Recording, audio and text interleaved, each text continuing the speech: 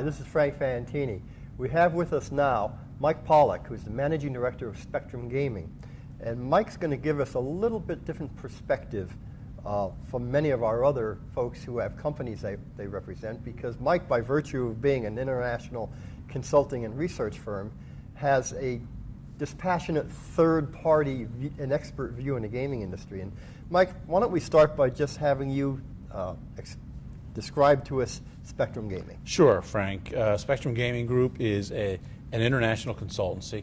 We do a lot of work in a lot of areas, mostly on behalf of governments in the regulatory and policy areas. We do economic studies, feasibility studies, market studies, economic impact studies, a broad range of fields. We like to say, and it's true, that we're not pro-gaming, we're not anti-gaming, we just specialize in gaming. I think one of the lines that I believe your marketing person I've heard use, Allison McCoy, is that we tell you what you need to know, not what you want to know. Yes, that's exactly right. And our clients like that, and we stick by it. And you actually have some fairly high profile, if that's the right word, contracts. Could you mention one or two to give some folks a sense of the scope? Of yeah, I mean, over the years, our biggest clients have ranged from the governments of Singapore to governments in Massachusetts, Ohio, Maryland, Delaware, various other places around the world. So given this special perspective that you occupy, what are the trends that you see now that people should know about? Well, I mean, there's a few trends that a lot of people maybe not be aware of. One of the critical trends that we're seeing is that there's a clear growth among many of the smaller gaming companies. The companies with 1, 2, maybe 5 properties in various markets that right now are looking to expand and are much more aggressive. And we see them have the potential in 5, 10 years to be the market leaders. There's kind of a change in leadership in the gaming industry. Obviously, amongst trends is the consolidation among suppliers. Right. Another critical trend that we see is the movement towards online. Even though it's very slow right now, and even though not everyone is on the same page with respect to whether it should be allowed or not, and how, but we see a clear movement there. But we also see that lotteries and casinos, certainly in the U.S., are moving toward the same space. How they get there is the big question. Will they collide and compete, or will they converge?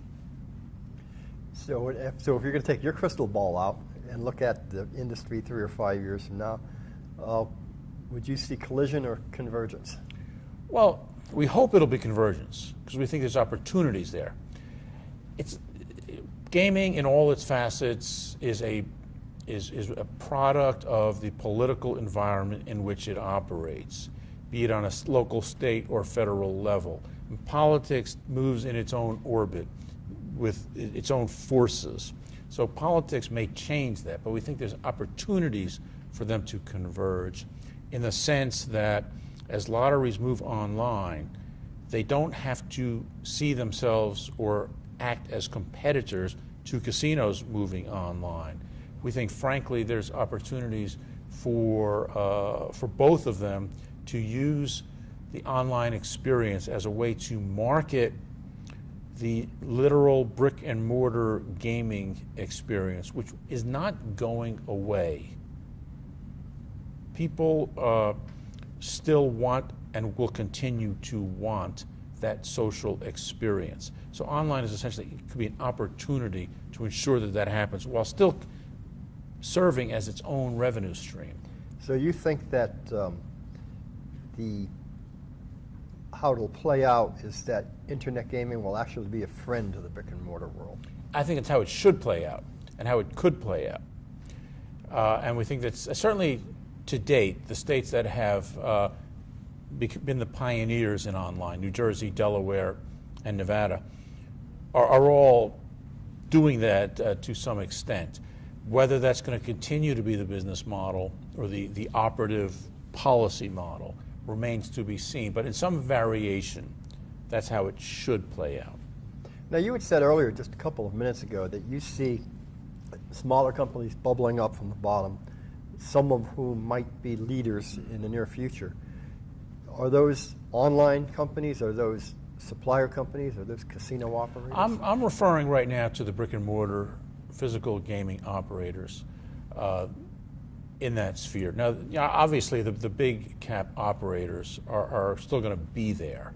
You know, Wynn's not going anywhere, MGM's not going anywhere, and Caesars. But there's going to be a number of operators that are going to rise up to be able to compete more effectively. And these are operators that do not have presence on the Las Vegas Strip.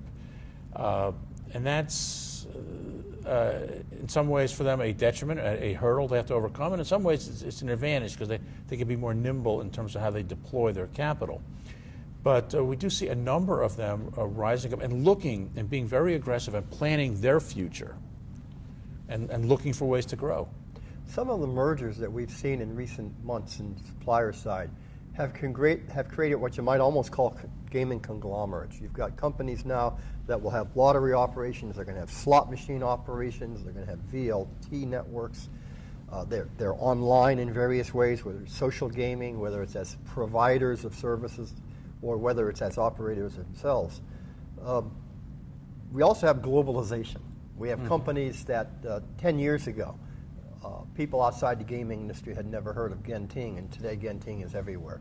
And you've got companies like Genting and maybe Las Vegas Sands that are going to become sort of the General Motors of this industry over time.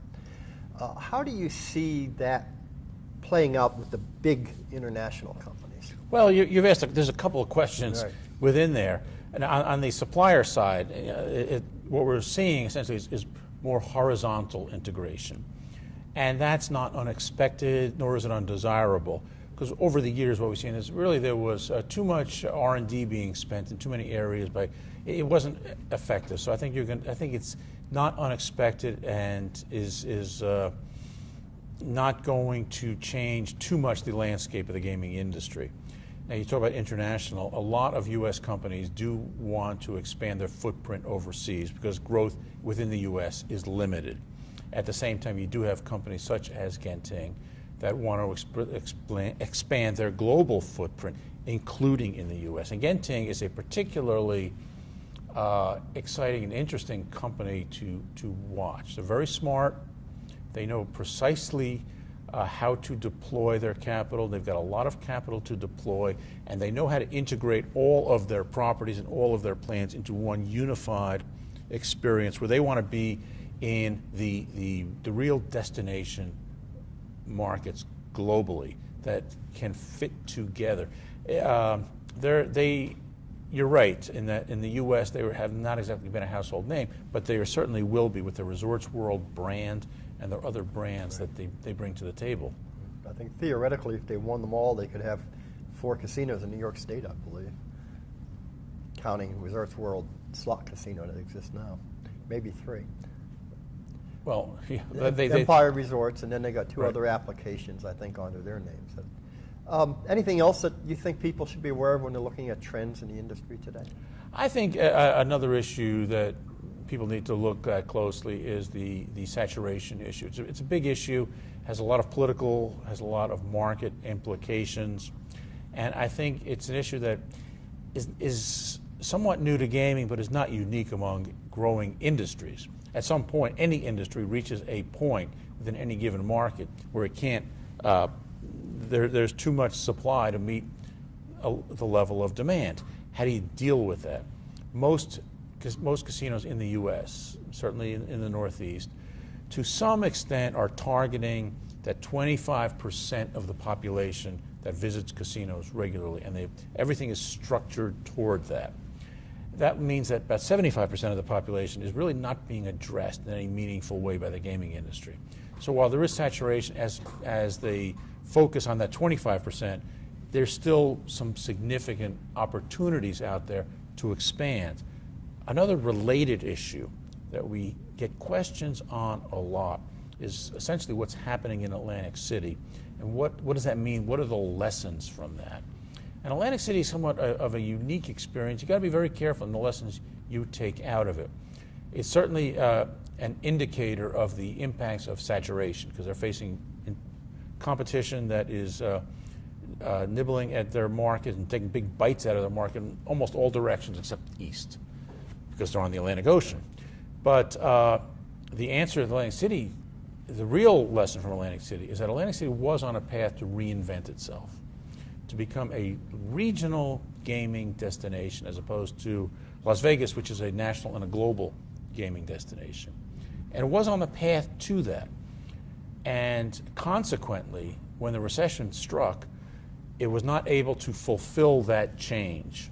So most of the properties in Atlantic City function on a business model that was developed in the 70s, 80s, and even the early 90s that said Atlantic City is the most convenient place in the East to gamble. That's not a workable business model. It will never work again. So that's the real lesson from Atlantic City. Okay, great. You have a booth here. You're exhibiting. If somebody wants to come by and see you, Mike, or your folks, where should they go? I would tell you what the booth number is, but I don't have it memorized, so I don't know what the booth number is. But you are here. No, we are here, absolutely. So if folks want to meet with Mike, and I think you could tell just by the few minutes of discussion, we're talking about an individual who's very insightful and approaches this industry in a very intellectual way.